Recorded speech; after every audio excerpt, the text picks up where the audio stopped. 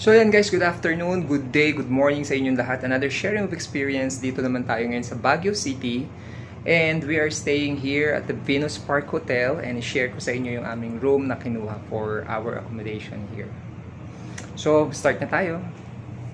So guys, we are on for convention this day. And pakita ko lang yung room if you want to visit din itong Venus Park. And if you happen to visit it, no?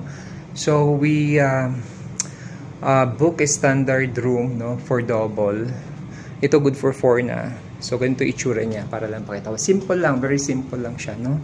So pagpasok ninyo, ayan, meron siyang key card set dito. And then yan, may trash bin siya dyan. Meron kayo nalagyan. So yun, meron lang akong kinausap. So guys, ganito, no. So ito yung kanilang bed. So this is a twin sharing to. Tapos ito yung kanilang malaki, no, na master bed. So good for 4 yan. Medyo maliit lang itong isang bed. Pero kung 4 kayo na medyo maliit lang, kasya dyan, okay naman din. Kung naman hindi kasya, well, you just pay for another 800 pesos for an extra bed. And then ito isang kama niya.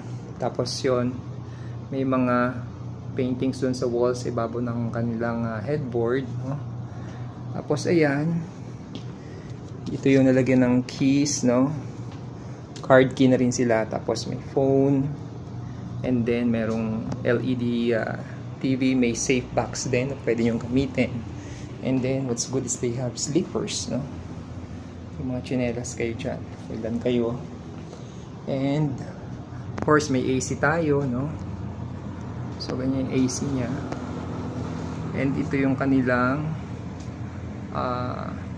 big kanilang mirror, no? And then may working table kayo dyan kung meron kayong mga gamit. And then there is a complimentary water. Meron din tayong pot, no? May mga coffee if you want to drink coffee. Yan yung mga glass and cups. And there's refrigerator as well. May mini ref sila. So kung may lalagay kayong food, yan. And then, of course, what's good is they have veranda dito. Buksan natin. Yan. So, meron siyang veranda. Yan. So, pwede kayong... So, sorry, meron lang tayong interruption. But, ito yung veranda, sinasabi ko sa inyo kanina. So, kung gusto nyo lumabas dito, magkape sa umaga, mag-watch ng view. Ito ang view natin, guys. Yan. Yan ang itsura ng view from this veranda sa Venus Park View Hotel. So, ayan, guys. Ayan. So, ngayon is April. Hindi siya ganun kalamig. Hindi rin ganun kainit, no? So, ideal lang yung climate, yung temperature nito ngayon sa Baguio. So, we are here because of the conference lang. Kaya, nag-stay kami dito. So yun guys, yun yung ating veranda, no? So maganda yung room, maliit lang pero malinis, no?